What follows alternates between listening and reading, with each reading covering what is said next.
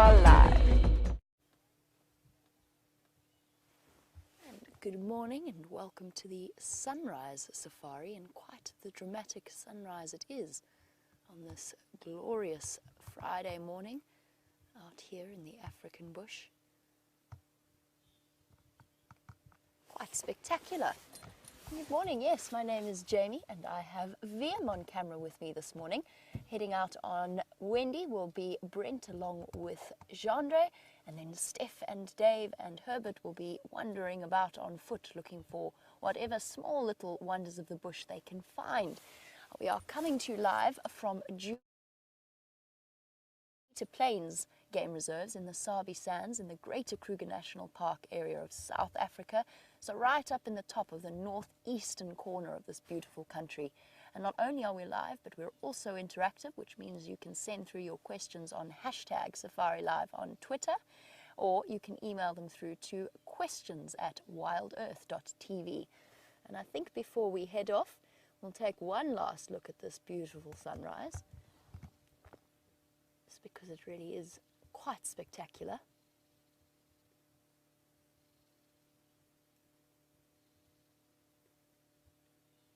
And thank you to the cloud cover, because it's not even that cold this morning. It's around 14 degrees centigrade, in the mid-50s Fahrenheit. Not quite as chilly as it has been the last few mornings that we've set off. I've still got my hot water bottle though, tucked in my jackets, just to keep us warm, away from shelter us a little bit from the wind chill factor. And off we go. We'll be heading across to Cheetah Plains, hopefully. You never know, we might find a pangolin. It has happened before. But while we do that, Brent has found a jackal for you. I don't know. Look at this, we've got a beautiful little pair of a side-striped jackal before the sun is even up. And they're all foraging. Oh, let's just try and move forward, get a last look at them.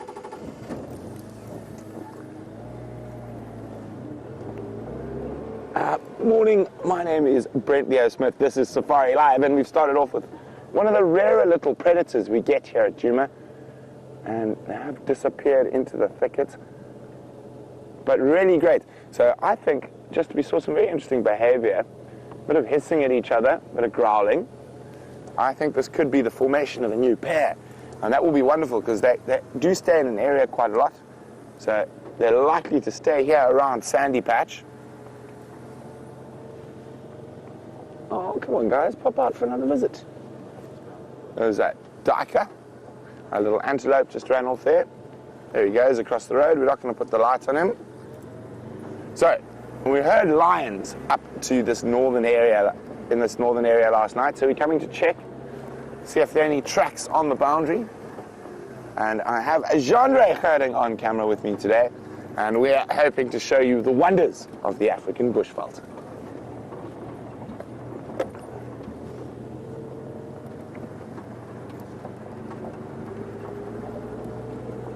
And it's quite chilly, but it looks like we're going to have a spectacular sunrise today. You can see it starting to form. We will show you a closer look of it once we get to the top of the hill, and we can look to east.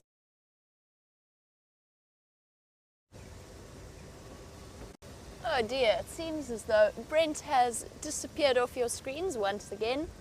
Wendy's still struggling every now and then with signal. Never fear, you are in the back of the vehicle with us in safe and capable hands, hopefully. And while you were with Brent, VM and myself, we're actually just discussing the various bird species out here.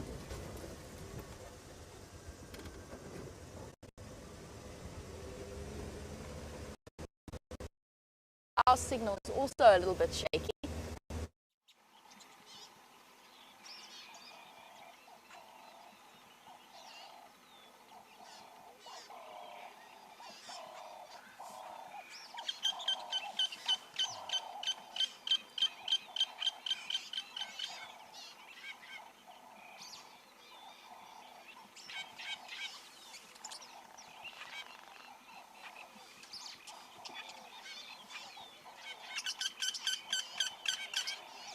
Sorry about this, everybody. Perhaps something has pushed over the Gauri repeater, just like the elephants have pushed over this marula tree. Our technical team is rushing around madly trying to fix it, and we'll be back with you as soon as we can.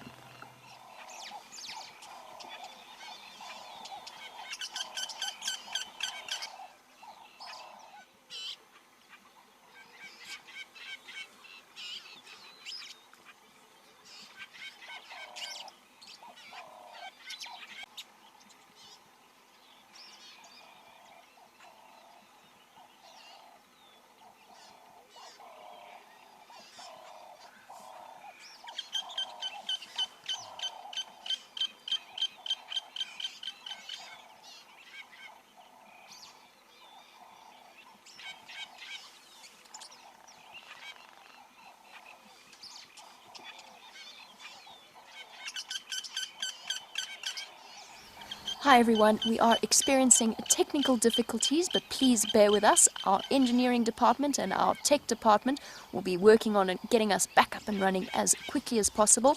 As you know, bringing you live safaris from the middle of the African bush is not always the easiest task in the world, but we will be back up, and stick with us because you never know what might be on your screen when we return to you.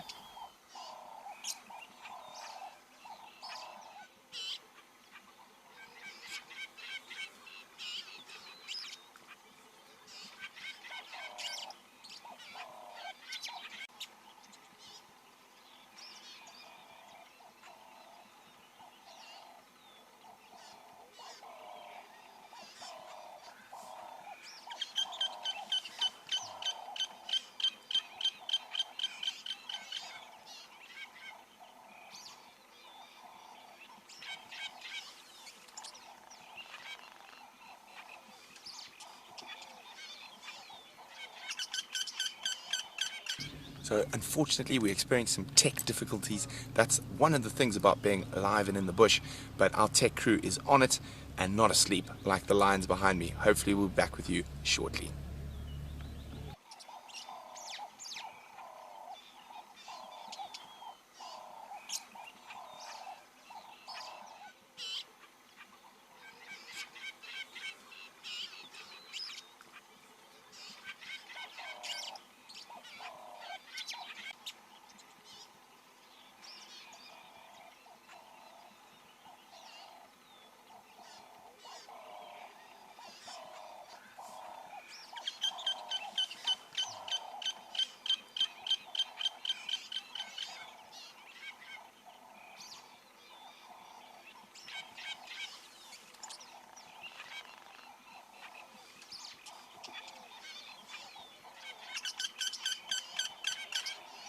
Sorry about this, everybody. Perhaps something has pushed over the Gauri repeater, just like the elephants have pushed over this marula tree.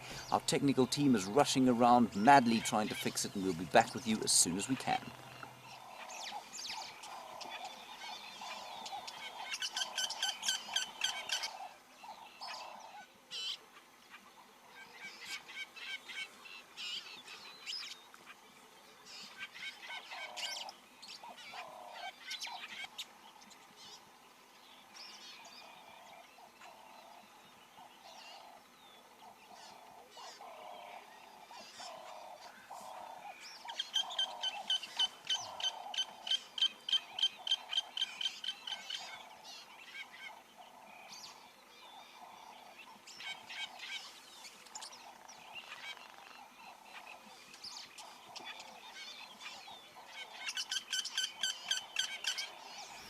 Hi everyone, we are experiencing technical difficulties, but please bear with us. Our engineering department and our tech department will be working on getting us back up and running as quickly as possible.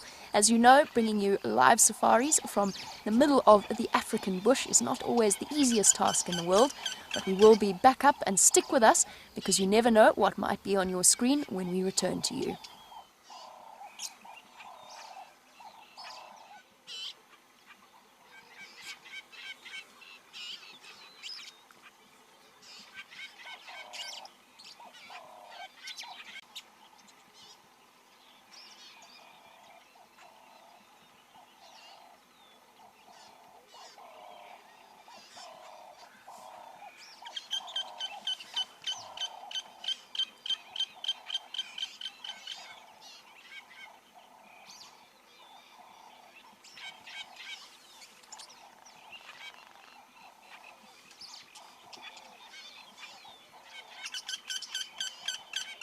So unfortunately we experienced some tech difficulties. That's one of the things about being alive and in the bush, but our tech crew is on it and not asleep like the lions behind me. Hopefully we'll be back with you shortly.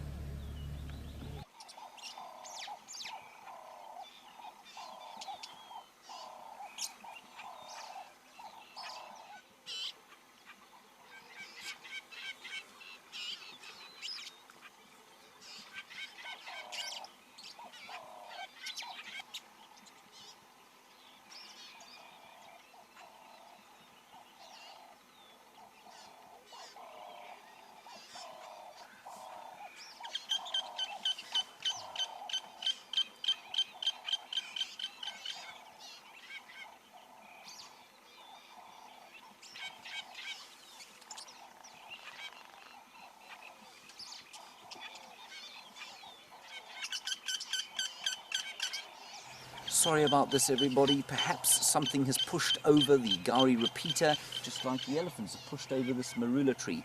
Our technical team is rushing around madly trying to fix it, and we'll be back with you as soon as we can.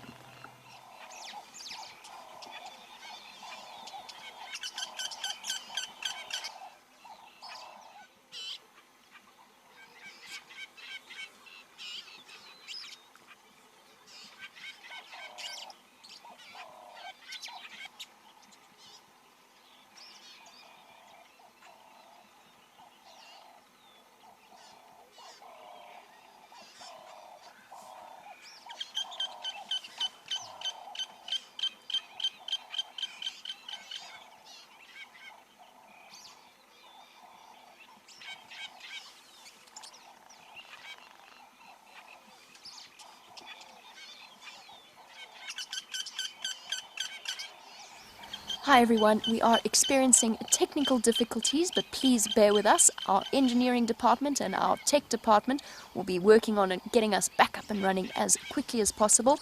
As you know, bringing you live safaris from the middle of the African bush is not always the easiest task in the world, but we will be back up, and stick with us because you never know what might be on your screen when we return to you.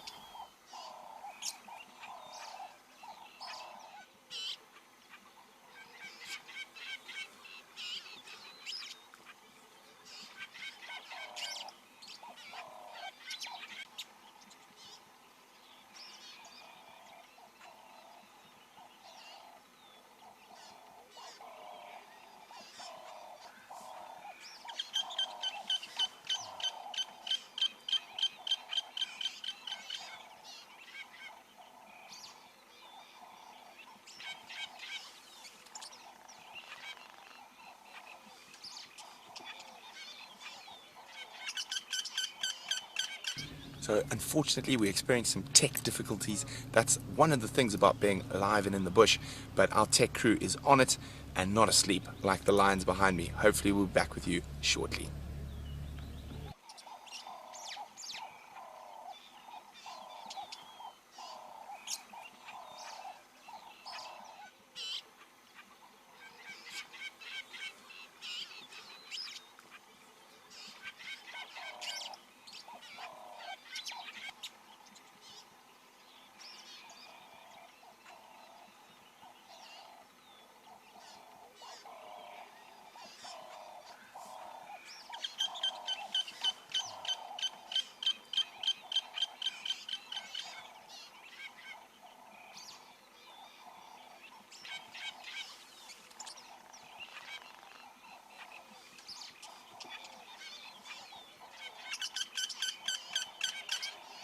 Sorry about this, everybody. Perhaps something has pushed over the Gowrie repeater, just like the elephants have pushed over this marula tree. Our technical team is rushing around madly trying to fix it, and we'll be back with you as soon as we can.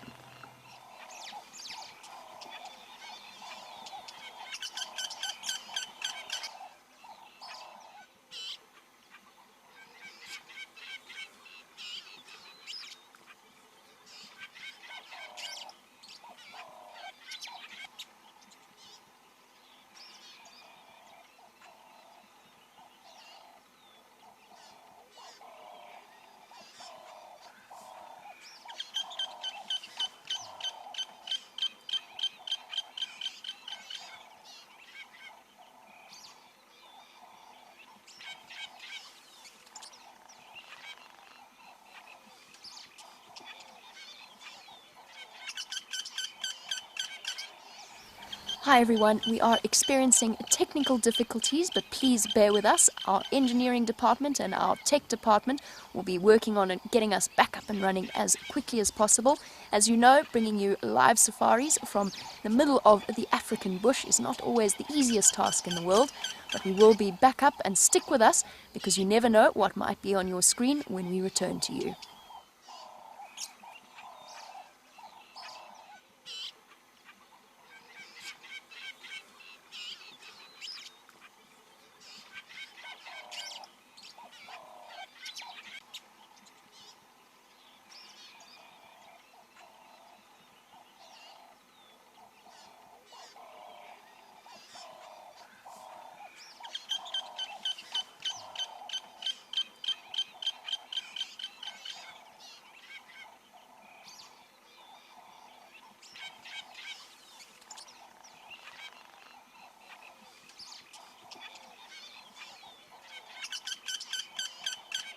So unfortunately we experienced some tech difficulties. That's one of the things about being live and in the bush, but our tech crew is on it and not asleep like the lions behind me. Hopefully we'll be back with you shortly.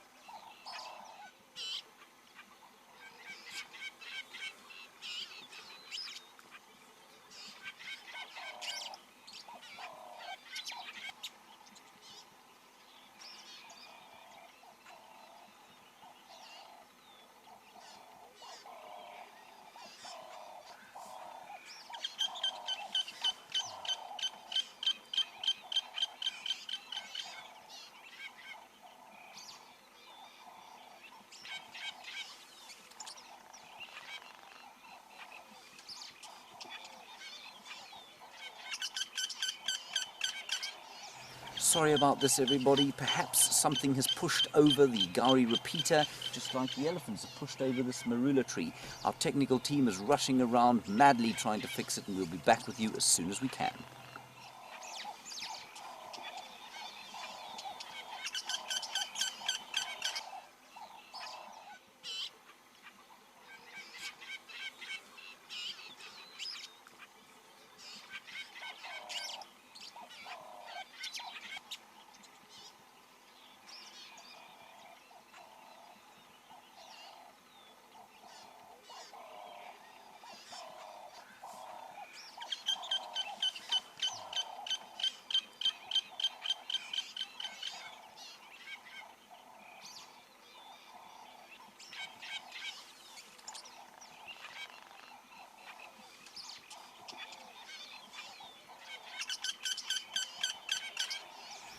Hi everyone, we are experiencing technical difficulties, but please bear with us. Our engineering department and our tech department will be working on getting us back up and running as quickly as possible. As you know, bringing you live safaris from the middle of the African bush is not always the easiest task in the world, but we will be back up, and stick with us because you never know what might be on your screen when we return to you.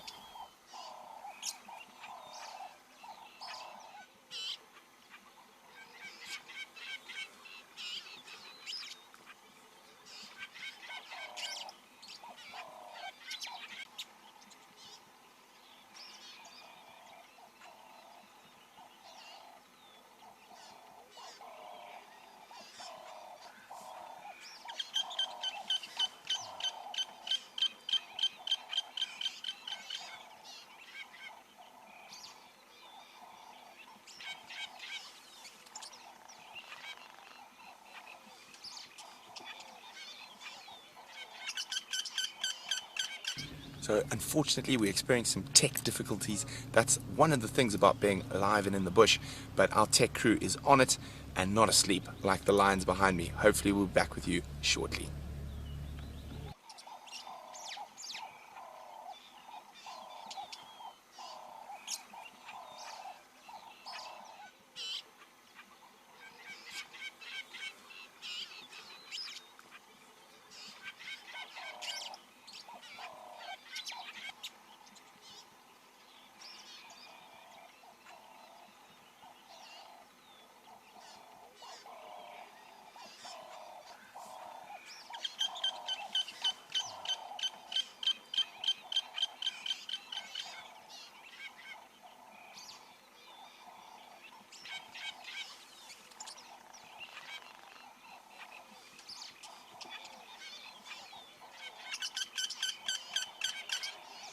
Sorry about this, everybody. Perhaps something has pushed over the Gauri repeater, just like the elephants have pushed over this marula tree. Our technical team is rushing around madly trying to fix it, and we'll be back with you as soon as we can.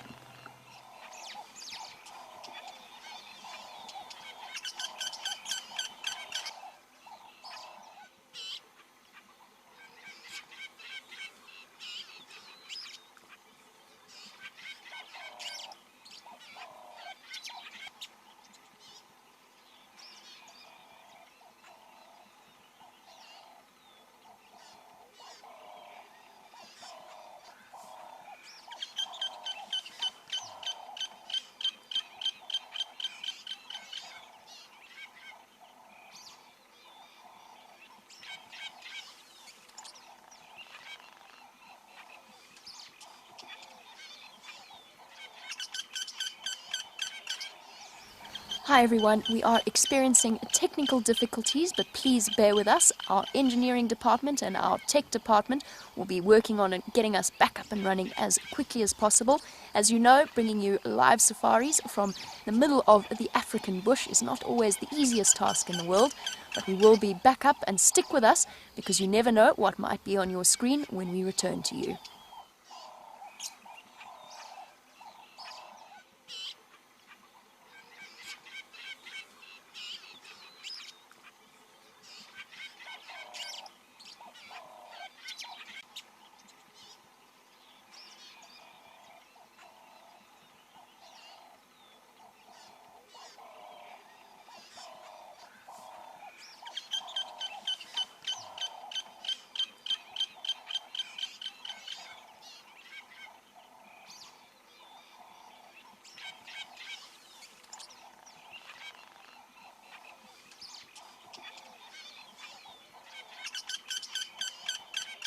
So unfortunately we experienced some tech difficulties. That's one of the things about being live and in the bush, but our tech crew is on it and not asleep like the lions behind me. Hopefully we'll be back with you shortly.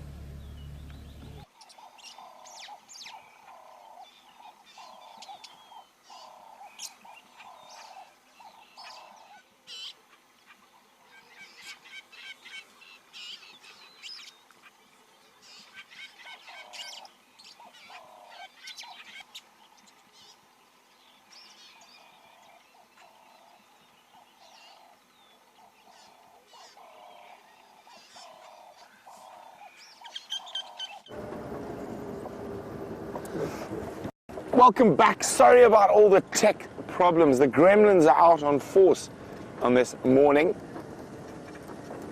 But I did say we're going to have a particularly pretty sunrise.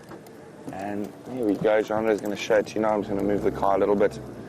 Don't have an aerial in your sunrise. Look at that. Isn't that just gorgeous? You can see how fast some of those clouds are moving.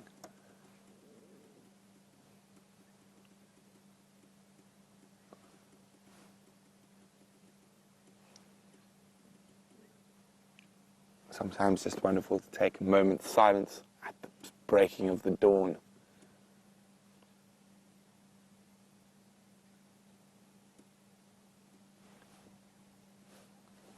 Now, coming up behind that beautiful sunrise is possibly a little bit more ominous. And if we swing to the right slightly, there's a large bank that looks like it's heading straight for us.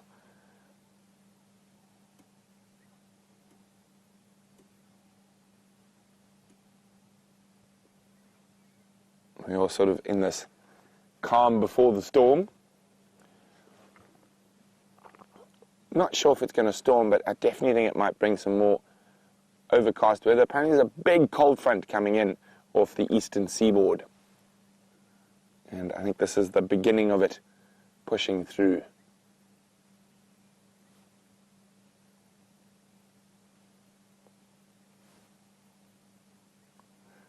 Other good thing about sitting and looking at the sunrise is it gives you a chance to listen for any of the big cats. Unfortunately, none are making any noise at the moment.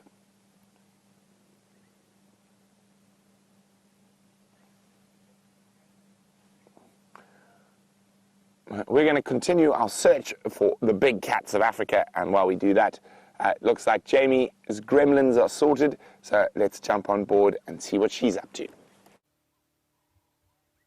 Well, unfortunately, our gremlins are not entirely sorted, which means that whilst we will, of course, be looking for the big cats, we will be looking in a very limited area for now. But never know. There's no reason why they couldn't be coming around to the Vuyatela Dam. At the moment, though, the only large heartbeat that's about is this buffalo bull. We've seen him relatively regularly. I think he might be the buffalo with the injury on his shoulder that has healed up really nicely. It's on his right shoulder, so I can't see at the moment. And when we first started seeing him a couple of months ago, he had an enormous hole right around the back of his shoulder blade that the ox pickers just kept worrying at. Oh, maybe it's not him. Looked like it might be him. I only ever recognized him thanks to that shoulder injury. The ox pickers seem to be clustered around that particular spot. And he is enjoying his morning breakfast. Generally, the ruminants will get as much munching in as they can in the early morning.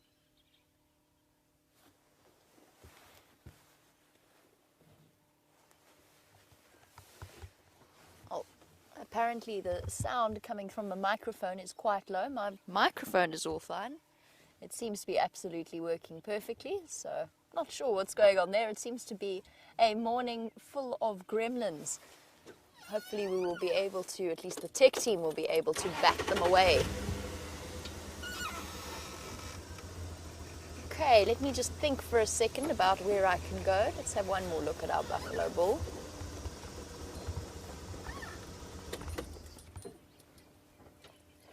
Not the one with the injury. Hello, boy. Full of the typical bald spots around the face that most old Duggar boys have, and quite a few of the younger breeding herd cows and youngsters will also have. There's a couple of reasons behind them. One is just from the rubbing of the preorbital glands, so scent marking. The other is that buffalo are often prone to different types of skin disease, whether it be through fungal infections or through mange. Oh, and there we've got a sudden arrival of several oxpeckers.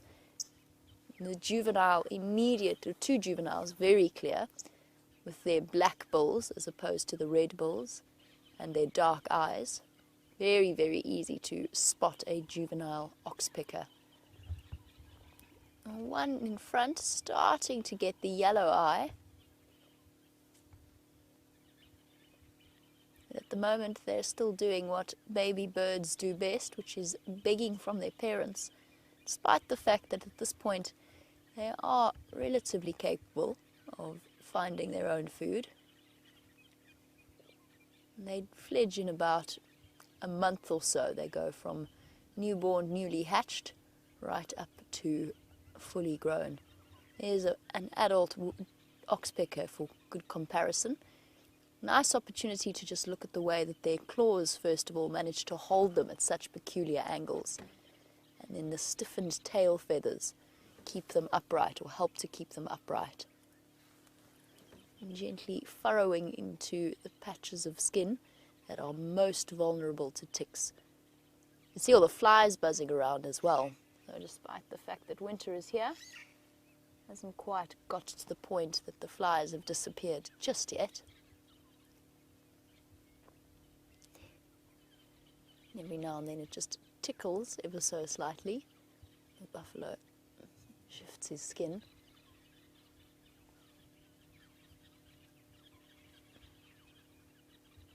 I was hoping that the juveniles might be a bit more inclined towards begging. At the moment they're focused on grooming themselves.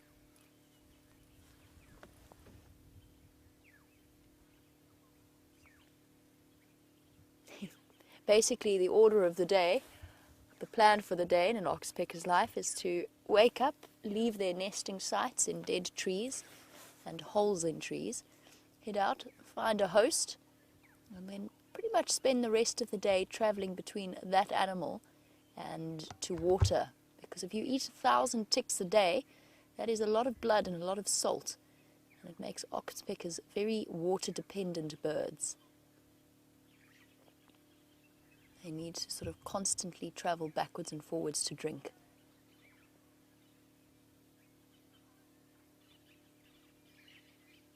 But if each oxpecker can eat 1,000 ticks, then if we've got 5 of them on here, that's 5,000 ticks, 6,000 ticks, give or take. Maybe let's not count the juveniles to be quite that high. So let's say there's 4,000 ticks that will be removed today just by the group of red-billed oxpeckers that we have here. I'm sure the buffalo will be exceptionally grateful for that service paid to him. And then, as always, the ubiquitous fork-tailed drongo, a little black bird that accompanies such large animal sightings, very commonly seen around any of the big animals because they disturb insects. And in turn, the fork-tailed drongo can flutter down and catch them. It's not very hard to see where the first part of the name came from, is it?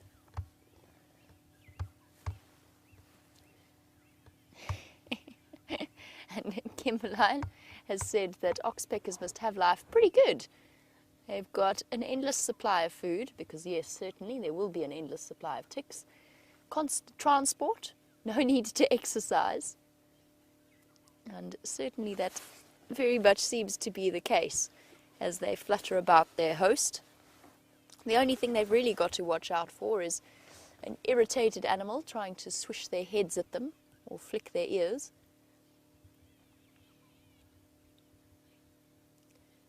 One of the big reasons why they tend to focus around the neck and the leg area is that is where the ticks are. The worst of the tick infestations, of course, are in the most sensitive of the buffalo's areas. The difference there, of course, is that generally buffalo bulls tend, and most animals, tend not to be terribly tolerant of their attentions if they're focused around between their back legs. I think it's particularly uncomfortable for them. That's why that's always where the animals have the most ticks, and why generally you see the oxpeckers working around different areas. Look at his milky eye.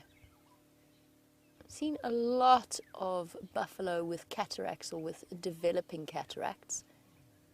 Not necessarily that is the case here, but it does look a little bit, it doesn't look very clear. There's definitely a blue tinge to it.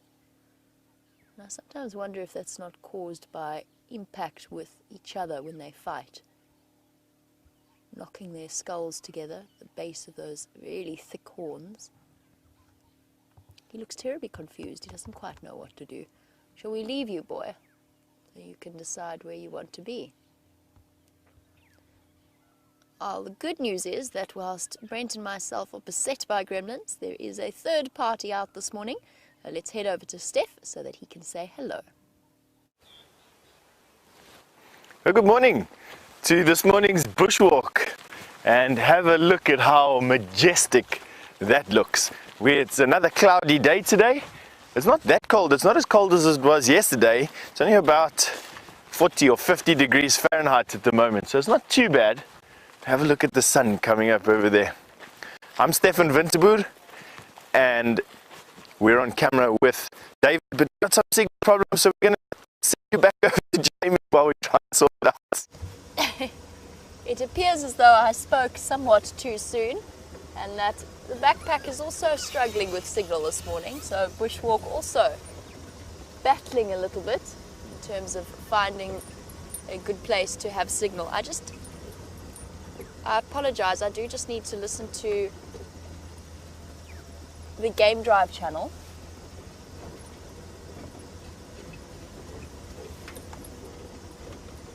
It's quite a long update, my apologies, but I do just need to listen to this.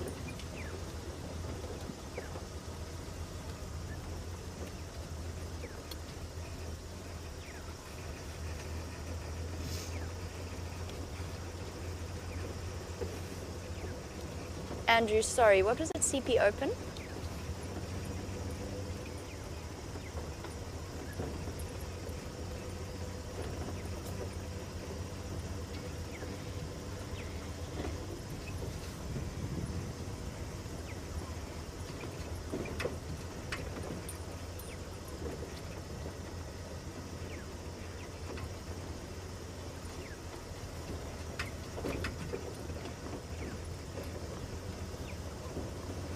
Copy that. Thanks, Andrew. Good morning. We'll head there a bit later.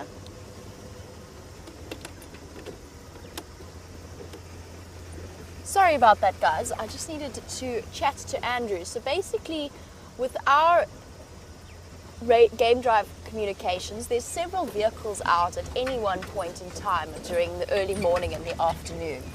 And what that means for us is that we try and communicate and make sure that we share as much of what's going on around us as possible. And Taxon just wants to chat to me now, so let me just hear what he wants to tell me. Go ahead, Tax.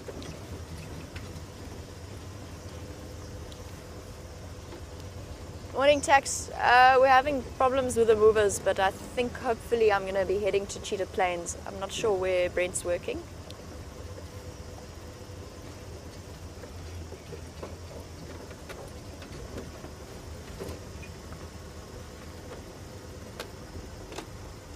Basically, what Taxon was trying to ask me was where I'm going to be working this morning so that we don't cover the same areas of ground. Since I couldn't tell him where Brent was wondering about, let's find out from Brent himself what his plans are for the morning. So we've given the sun time to rise by itself, and now we're looking for whatever creatures might be out here on the eastern front of Djuma Private Game Reserve. And it's a bit quiet at the moment, and it's actually getting colder as that big cold front seems to get closer.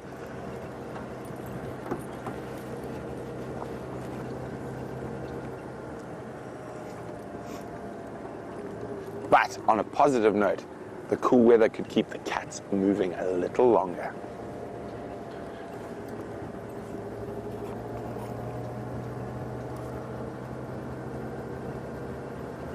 So this is an area we often find lion and leopard tracks. So we always want to check it extra carefully.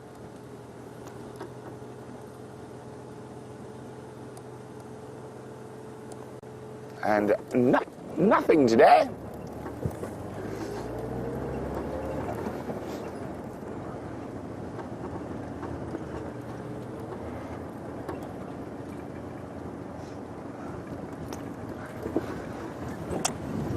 Sarah Wood said she missed the Facebook Live catch-up last night. Was there a pangolin dance? We decided to hold the pangolin dance, and Dave and I are going to do a little more complicated video on the pangolin dance. So look.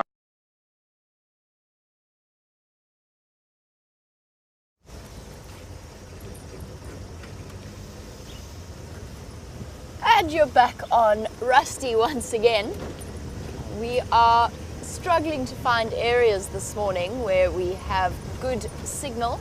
I'm going to try and get to Cheetah Plains, but it's going to be particularly tricky if we're the only vehicle that's out, because it means that we have to go through several dips before we get there. We just have to keep our fingers crossed that the Gowrie mast does decide to come back up.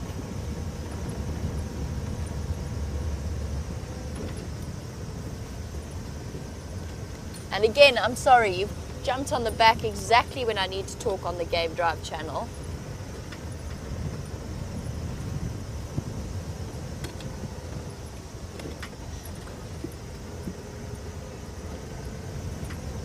It's just Steph telling us that there are zebra alarm calling around Impala Plains in that area. We're going to try and head across there rather. Trying to decide what's going to be best in terms of where we can take you so that you still have picture and not us on tech loop.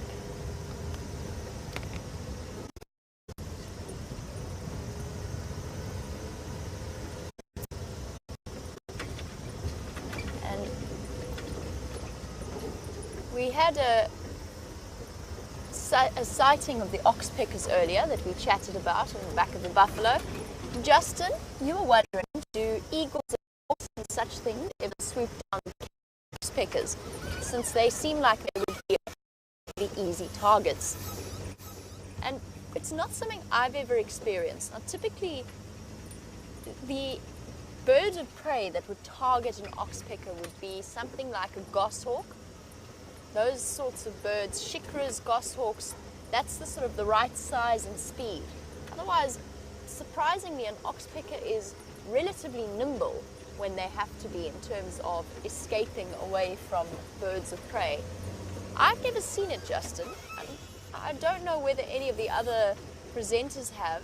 I can understand what you're saying. It seems like it would be a relatively easy way of grabbing something, but perhaps the presence of such a large animal with the oxpeckers is enough to intimidate the bird of prey. Perhaps that landing, ambushing birds, when a bird of prey does that, a raptor does that, what they generally do is they come at high speed and they bash the bird concerned into the ground.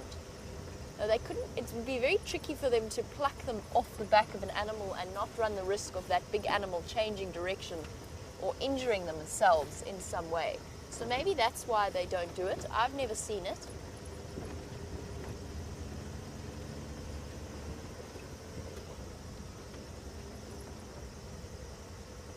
All right, over to Brent, something exciting.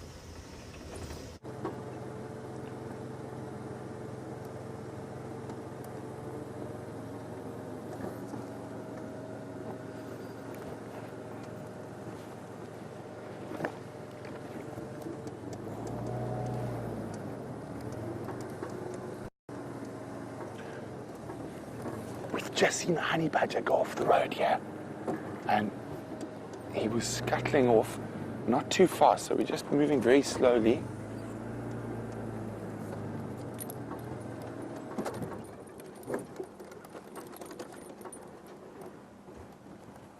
So he wasn't running, he wasn't stirred yet.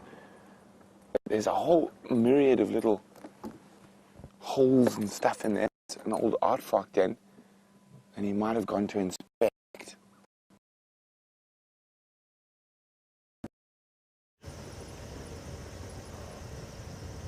Dear, it seems as though Brent really struggling for signal this morning.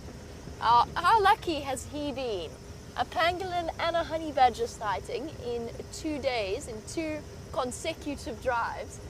We have been extraordinarily lucky with the small and nocturnal animal sightings, the more unusual of animals to see out here. We've had African wildcat, we've had pangolin. All right, he's got signal again, back to Brent. So we found the honey badger. It just went down one of those holes. Where Jean-Ray, as you see that little bit of red soil to the right of the tree, he should pop out again now.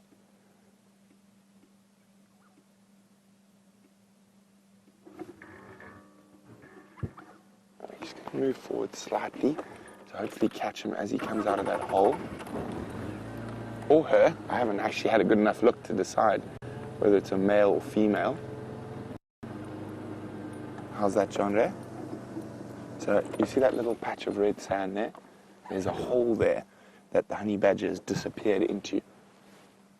And hopefully it's going to be coming out any second now, unless it's found something good to eat down there. And it is incredible, this dry season, we are going to get some incredible sightings of stuff we don't see too much of. Firstly, because it's dry and there's food pressure.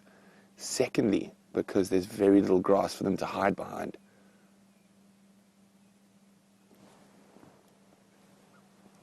Come on, Mr. Honey Badger, out of the hole now. Or Miss Honey Badger.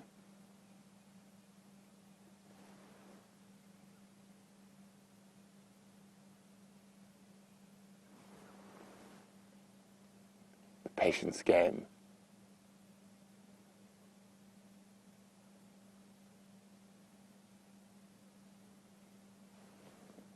Come on, Honey Badger.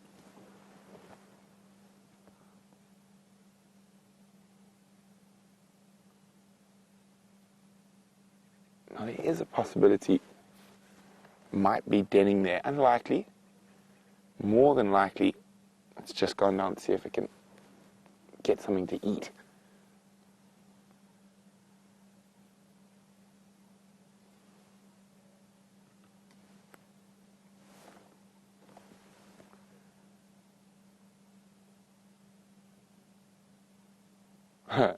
Making us play the patience game.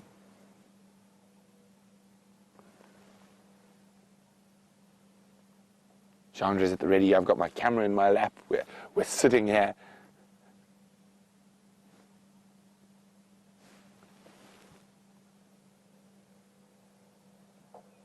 Got to find something nice to eat down there. As I said, it could also be denning or sleeping there. But it didn't look like it. It definitely looked, while we watched it moving, like it was on the forage. So I don't want to turn away from the whole, but Jean-Ray is watching over my shoulder. But so, believe it or not, we've actually had a real serious little carnival morning. So unfortunately, while we're having tech difficulties, we actually saw 2 African civets. We've seen 2 side-striped jackals to start, and now we've seen a honey badger, and we really hope we're going to get to show you the honey badger if it decides to come out of this hole it's gone into.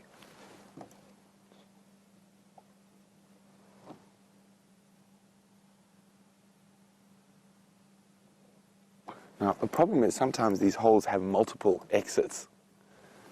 I'm just trying to make sure it doesn't come out of another hole.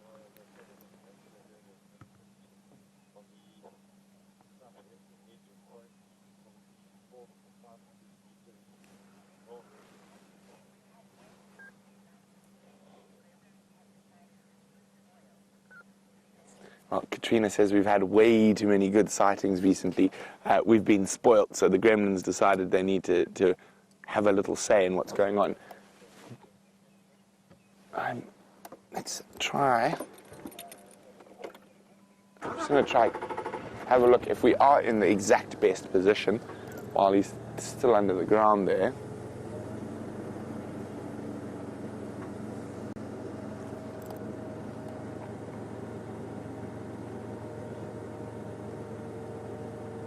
So I want to also make sure there's no other bolt hole out of that hole. I think we were in the best spot. Janet's wondering, what is a honey badger's diet? Well, Janet, it's a true omnivore, a very mixed diet. It'll eat a lot of little rodents, insects, scorpions, baby birds, eggs, if it can, even baby scrub hairs, anything it can catch and eat. How's that, Chandra? I'm just saying, just in case, or would you prefer a bit further back? Forward. So you can actually have a look at that very red soil there. Now that's been dug out.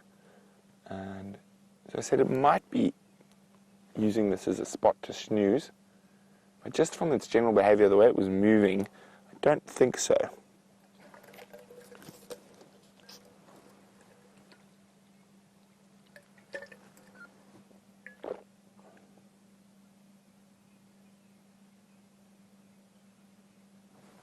Yes, Andre is laughing. We had such nice visuals of it when we went black screen, and then as soon as we come back, it disappears down a hole.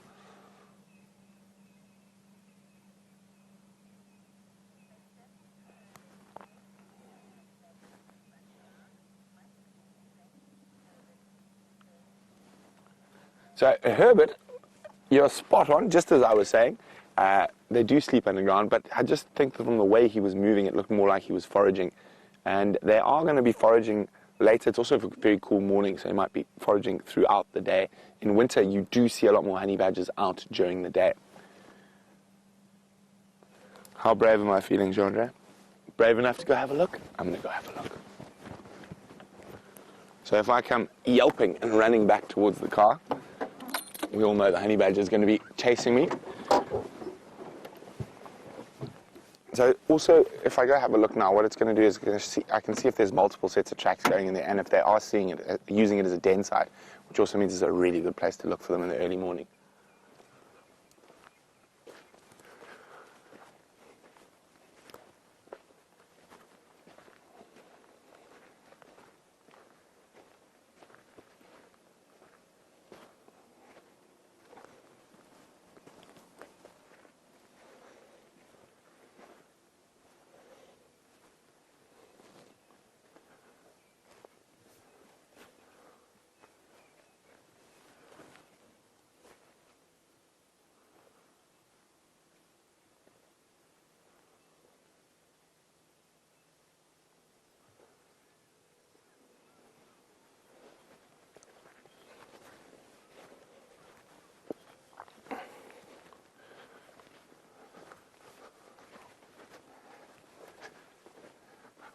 think he's gone to sleep. So he's gone in there, but we definitely have to come check here towards the end of the sunset safari for when he wakes up. But it looks like he's gone to sleep. It's a really deep hole, originally excavated by Aardvark. I'm quite happy it didn't come barreling out towards me, but at least we know. So we're not going to go sit here for the next 3 hours waiting for the honey badger to pop its head. I'm pretty sure he's gone to sleep in that hole. So hopefully we can find him on the sunset safari.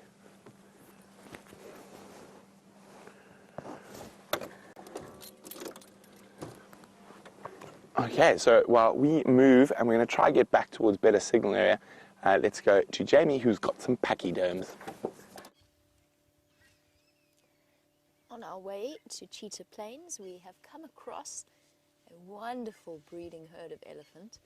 They are moving about in very thick bush, and they seem to be, the little ones at least, the young elephants seem to be quite unsettled. We'll see if we can't find a nice view for you. There's a couple of really beautifully large females in that herd. And we are going to have to move out of the way anyway. There's a vehicle that's coming up behind us. So let's shift now while we have the opportunity. And we'll see if we can't get a better view of our elephants first thing in the morning from a different angle. There's definitely, I keep hearing a car coming up behind me. And just as we get up to this female, have a look at her incredible tusks. Hopefully she decides to show them to us.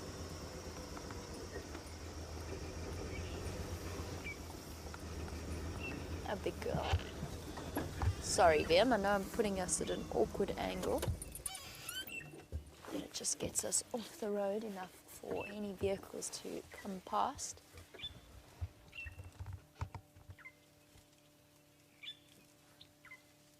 Let's see as she turns. You can see just how beautifully curved her tusks are.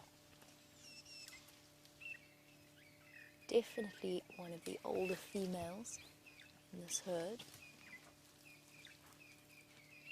And the wonderful thing about this camera is that we get such a fantastic perspective on the different parts of an elephant. She's quite an old girl. She's quite thin, her bones are showing through.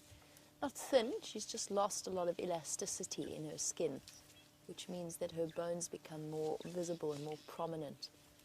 She just loses that little bit of subcutaneous fat. There you can see her hip bones and her spine quite prominent.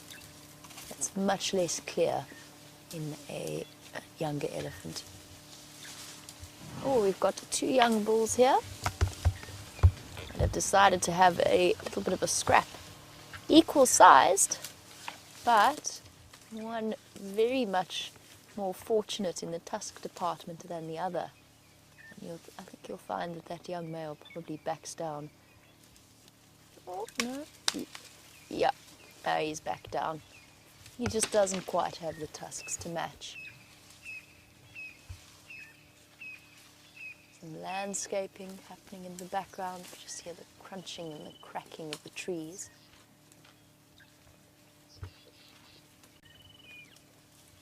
I'm sure I recognize this herd. I'm sure that I've seen them before. It's the nice thing about working somewhere for an extended period of time is that you really get to know not just the leopards and the lions, but also the individual elephant herds.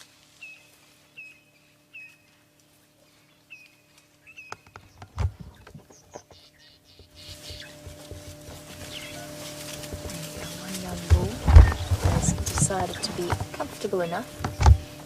Oh, you lost the fight with the other guy. Are you going to try and come and take it out on us, or are you just interested in whatever's there? Oh, I think you just smelt something nice there. You can hear the beeping happening. That's the VR rig preparing to record. Since we do have a lovely Ellie in close proximity, we're going to be chatting a little bit about that. So, look right in front of us. You can see a young male elephant who is currently shifting the branches away, out of his way, so that he can get to the plant life underneath it. Giving it a good sweep to clear the dust before he puts it into his mouth.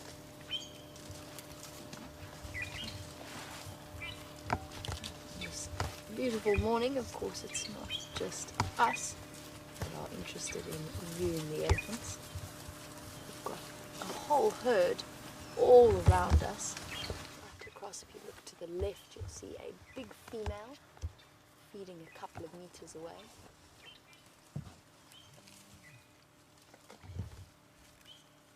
Lovely, peaceful sighting. And I think that pretty much draws to a close our virtual reality segment. So I'm just going to clap quickly to sync the sound. Oh, never mind. Oh. One camera dropped out. Oh, well, never mind. VM says one camera dropped out. So everything's beset by gremlins. Good morning. This is going very well. Hi guys. Hi, Jandre. Yeah. Hey, Viam, What's up? how are you doing? Good here. Nice elephants. Yes, lovely elephants. We're going to try and get to Did the you hear cameras. that update from Andrew? Yes. Okay. Yeah.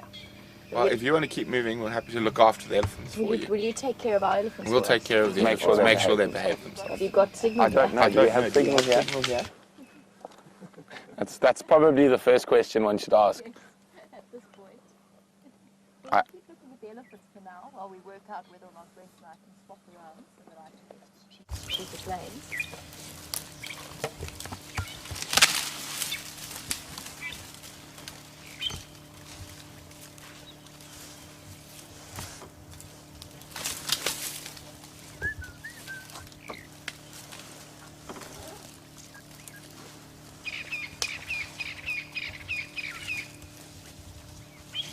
Do you think we've got signal here, Jamie? I don't know, Brent. You could have actually Not sure. on Every Gary time Lane. we moved 5 meters, we lost signal, and unfortunately that went down a hole. Okay. Apparently we have strong signal. You have strong We signal. have strong signal, so we'll stick with our elephants. and Okay, we'll go we'll forward keep a little moving bit. back towards Yeah. Camden. All right. Good luck. Okay. Cheers. Bye, guys. Bye. We're gonna stay with our Ellies for now and just see what they're up to. There are things to look for on cheetah plains, but we've got a lovely herd of elephants for now.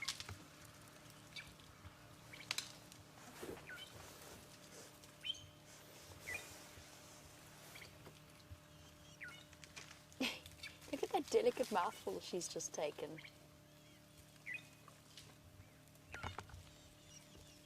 Really concentrated quite hard on chewing that. Now, the reason she's doing that, it could well be, is that she might be grinding down one set, or has ground down her final set of teeth. I don't think she's quite that old, but essentially an elephant is given 6 sets of teeth in its life. And those are replaced regularly throughout its 60 odd years, 50 to 60 odd years of life. And an elephant actually starts to lose condition when they get to that 6th set of molars. You can imagine what kind of impact constant eating has on their teeth. Constant eating, and it's not exactly like it's soft custard and jello. It's serious food that they're crunching on. Just imagine how that grinds down their teeth.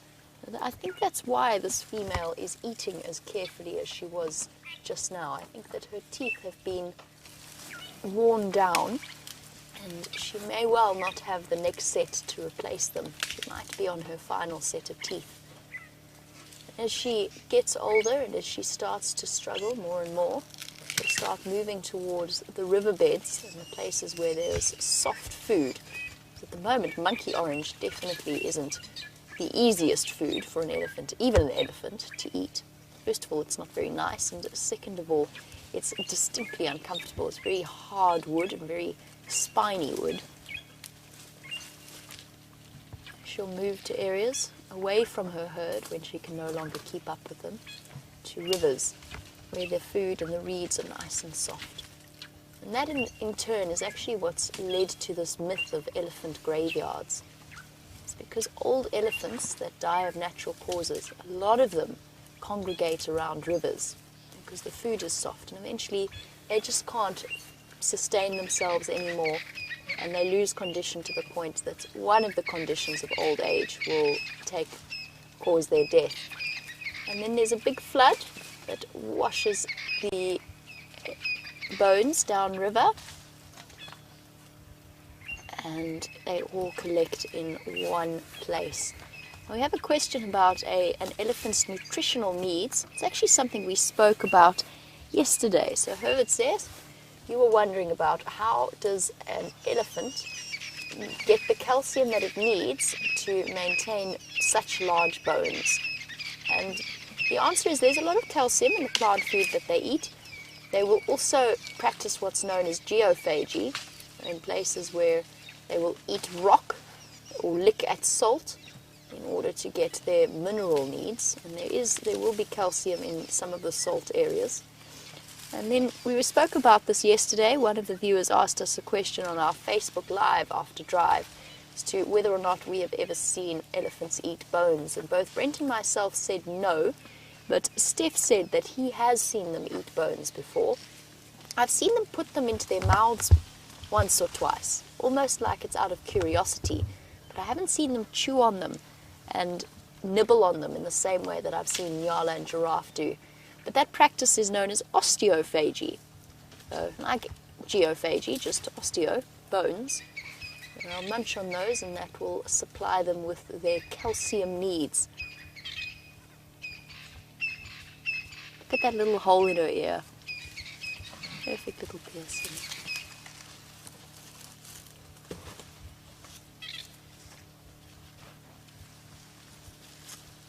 And there's something to that gentle walk of an elephant that is so peaceful to watch as the pads of their feet stretch out.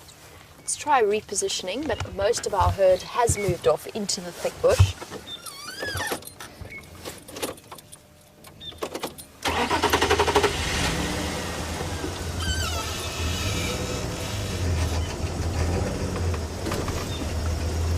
Georgianne in Illinois, welcome to the Sunrise Safari. As always, we've been looking at the tusks of some of the elephants, and of course our lovely lady here is not the best example of what it is you're talking about, but we'll try and get a nice view of her anyway, just because she's been so obliging. You have to wonder what an elephant like this has seen in her life. Let me try and get ahead of her ever so slightly.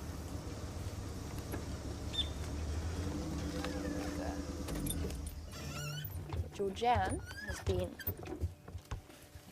observing the tusk growth of the elephants out here, and has said that she's noticed that some of the elephant tusks grow downwards in the manner of the forest elephants. I was wondering whether or not there's a chance that they have crossbred. There's always a chance in nature, of course, but it's highly, highly unlikely.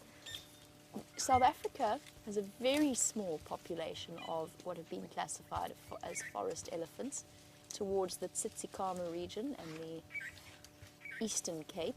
Eastern is sort of northern part of the Western Cape along the coast. And it's a very, very isolated population.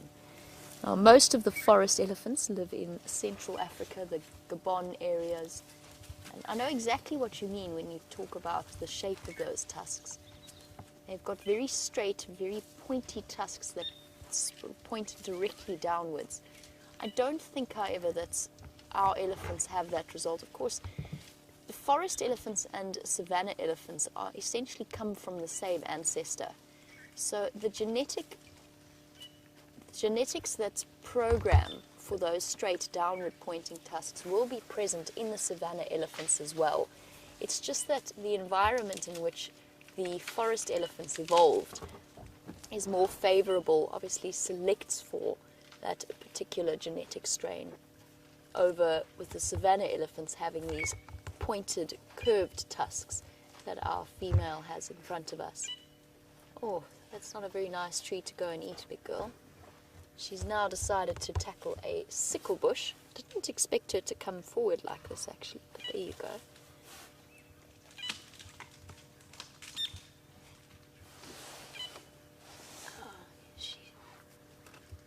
Wandering away from the rest of her family.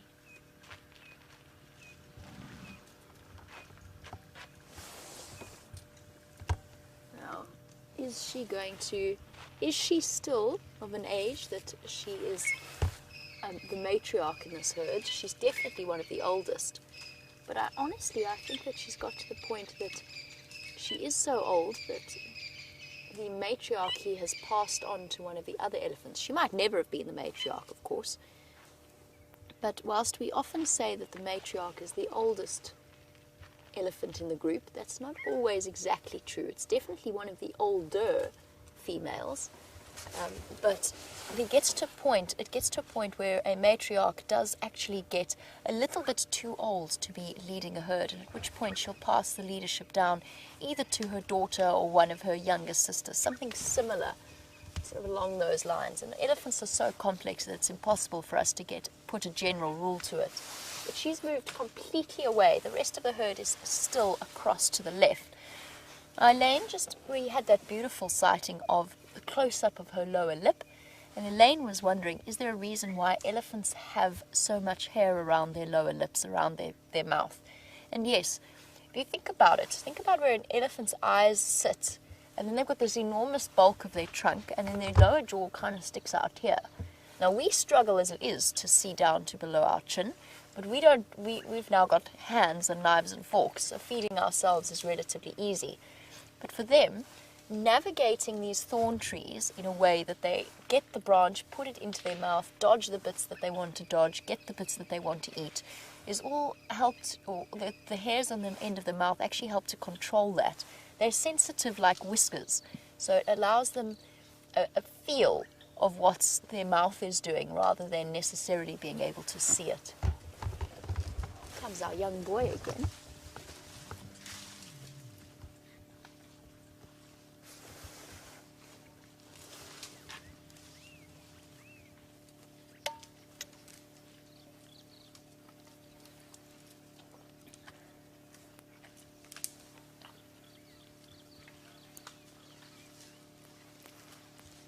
Here's that. Yeah. It's interesting how the plants have evolved to have big spines and thorns and things that are meant to make them uncomfortable to eat, and the elephants have evolved to completely disregard such things. There's absolutely no bother to them. Even a young elephant like this little bull, he's the one. If you look at his tusks, he's the one that lost the battle with the other young bull. Well, time to focus on that sickle bush as well.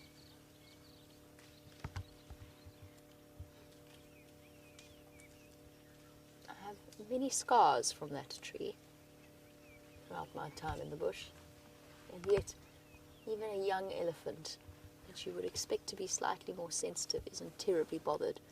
Although he's been quite delicate about his consumption of this tree. Just picking away the green leaves. Oh, okay. What was that all about?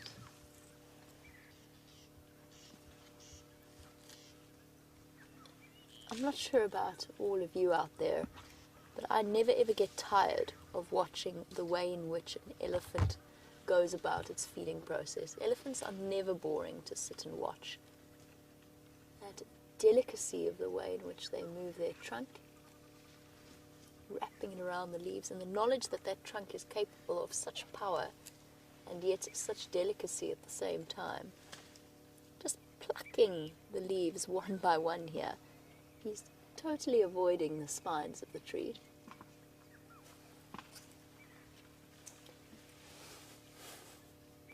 He's going to cross to find Grandma, or Great Aunt, or however she happens to be related to him.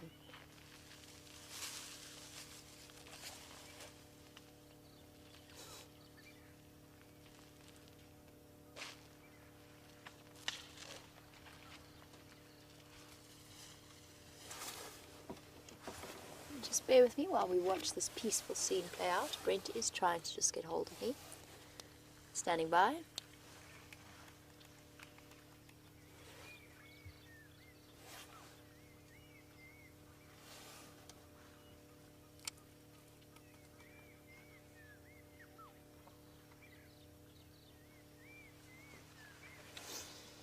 Copy that, thanks Brent. Yeah, we'll make our way there now.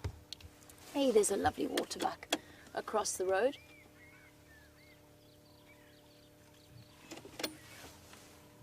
Copy, thanks. Confirm it's controlled on Western Channel.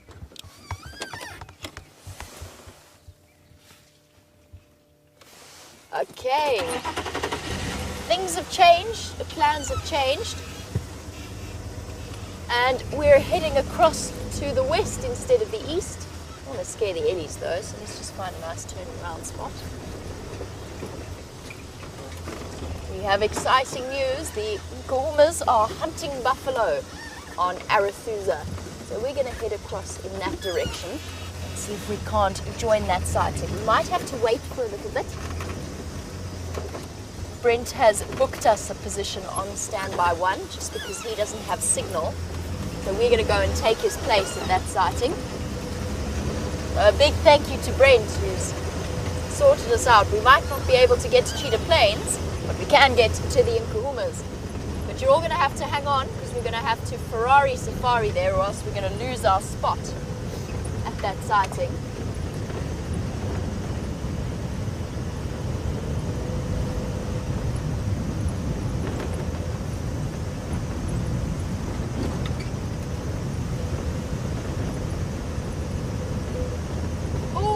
When you really feel the brisk bite of the cold morning air.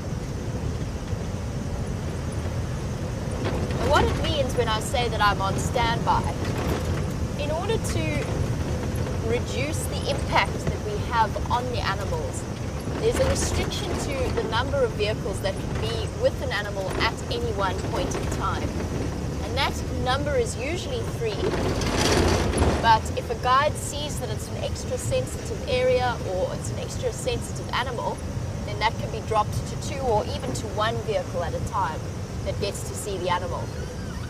And it's a very good way of making sure that the animal is not overcrowded during a sighting. So everybody takes their turn, you get to line up and take your place in that queue. We've got the first place to take after somebody leaves.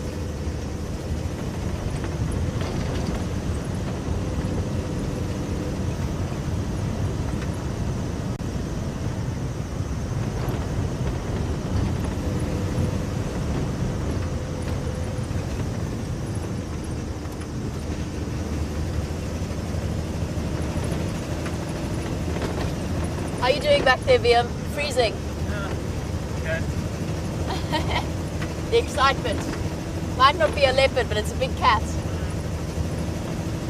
a big cat potentially hunting buffalo. And it's been a while since we've seen the Nkuhuma pride. Pride of 5 lionesses, but in this case I think it's safe to say we can expect to see maximum of 4, since one of them has given birth to 3 cubs on Torchwood and is currently denning them there.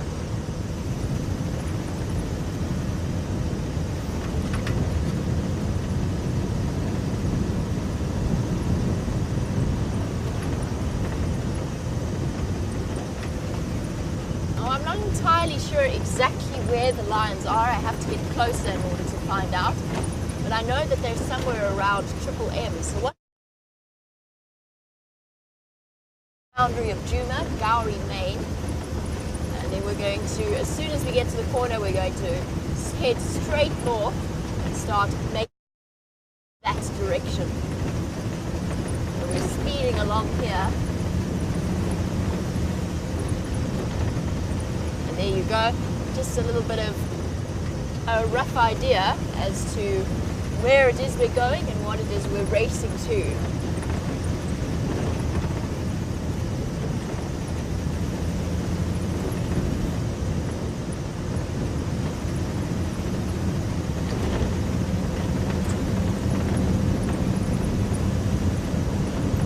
I'm just listening as well with half an ear to the Game Drive channel, so that I can hear what's happening and where those lionesses are going. It sounds as though there's only 3 of them.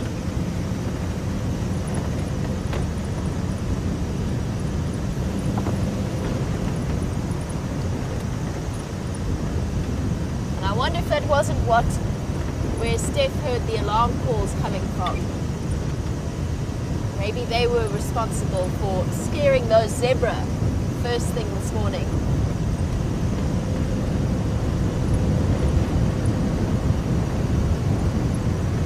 Oh.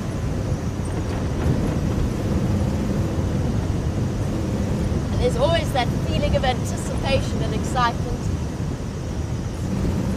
I get to see the Nkuhuma lionesses once again. It's been a long time since I've managed to see them.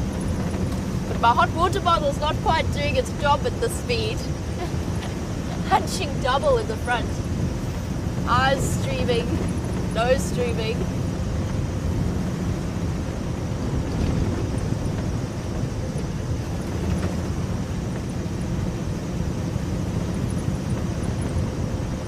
And of course, on a morning like this morning with these kind of temperatures, the big cats are going to be moving around for much longer. And James Richards, you were wondering, you were saying, you know, that the windy cold weather is an advantage to the big predators, but can the same be said for the smaller predators? Will they be more active as well?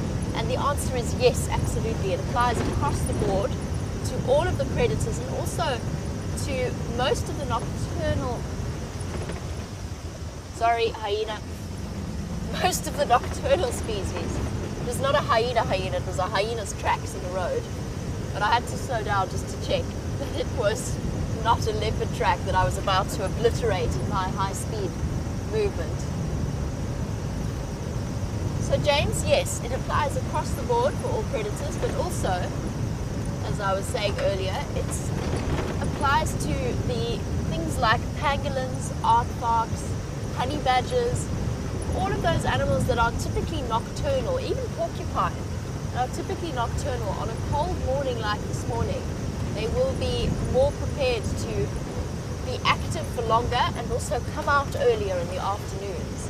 One of the reasons why you got to enjoy that pangolin sighting with Brent yesterday afternoon on the sunset safari in the middle of the afternoon. It's one of the reasons why, despite the cold and despite how we moan and shiver, okay, well, I moan and shiver, everybody else is quite stoic about the whole deal. It's one of the reasons why we still absolutely love winter as a season. We've got a far better chance of seeing mysterious animals like that. We're going to stop and just look at these hornbills because it gives me a chance to just chat on the Game Drive channel. We've arrived right at the corner of Gowrie Main and Cheetah Plains. Right, I must get my radio microphones not confused.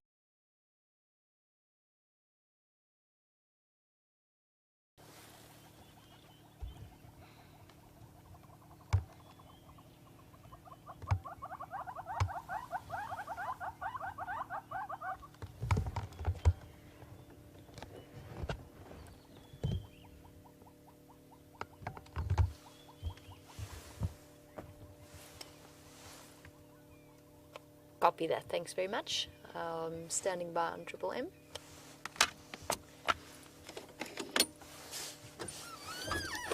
Bread for Jamie.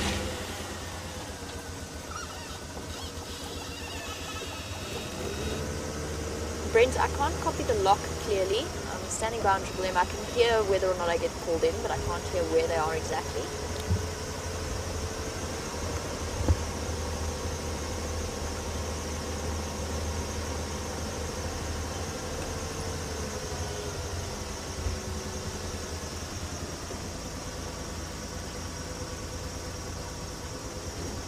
Copy that, perfect, thank you. Alright, well, we've got to wait our turn now. We're on the right road, we just can't actually go and join just yet. So we're going to hang out and see what else we can find in this general vicinity.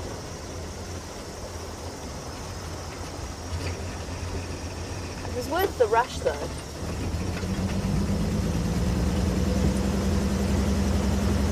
They're just over the crest ahead of me. What I'm going to do is I'm going to pop onto Arathusa. We're going to hang out here until it comes time for us to take our place in that sighting.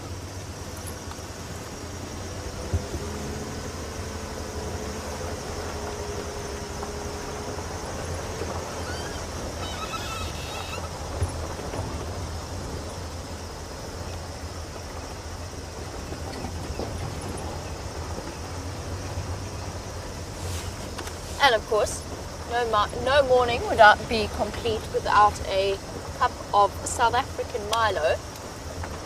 I'm not sure. I know I used to be able to get Milo in the UK. I don't know if anybody can get Milo in America. As far as I know, it's a South African drink. Oh, initially, it's of South African origin, and it's like hot chocolate but 10 times better.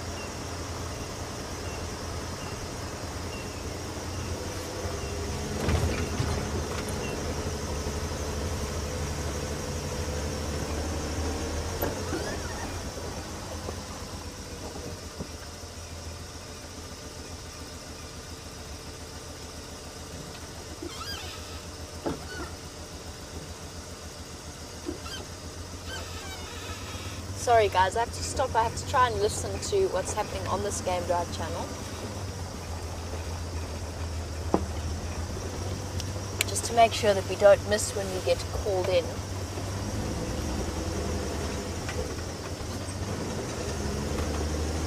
And just to keep you updated on what's happening.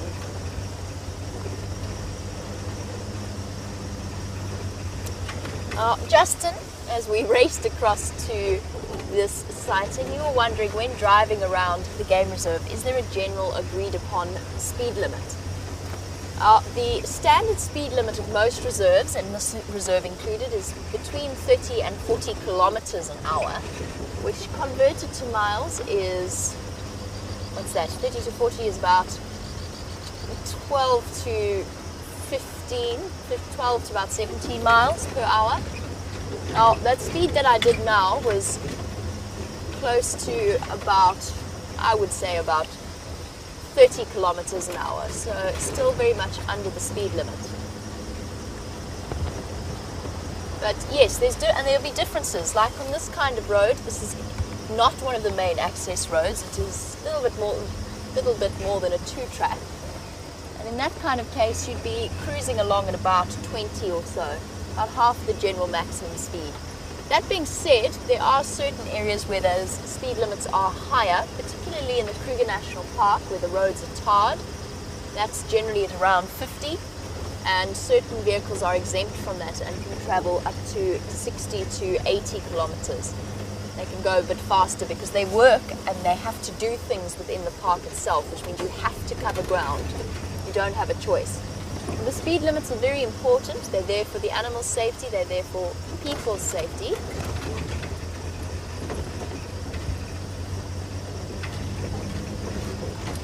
And it's something that everybody is very, very conscious of.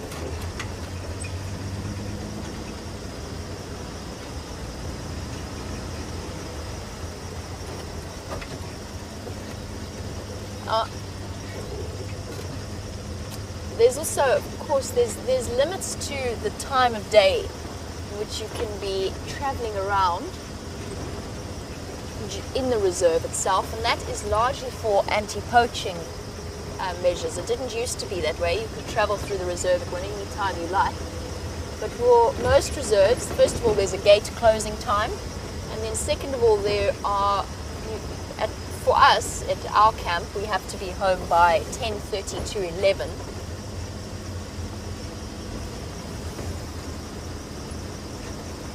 Sorry, I'm trying to listen with half an ear at the same time.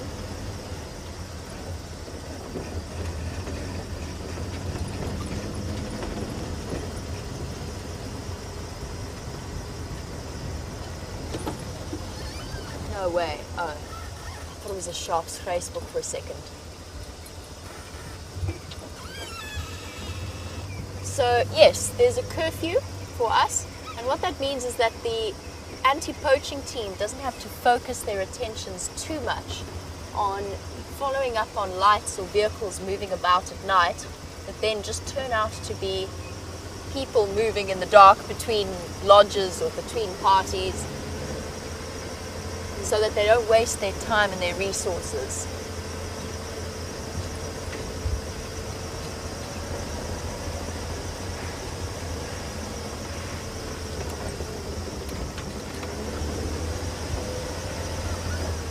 Just doing a very large loop around, waiting to be called in. Unfortunately, I can't hear clearly.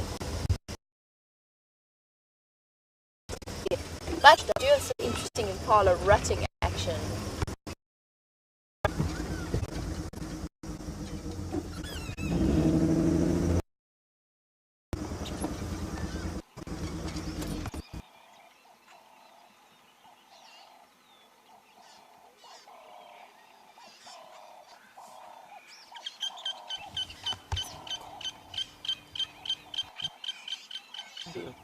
No, I know, but I cannot hear the game drop.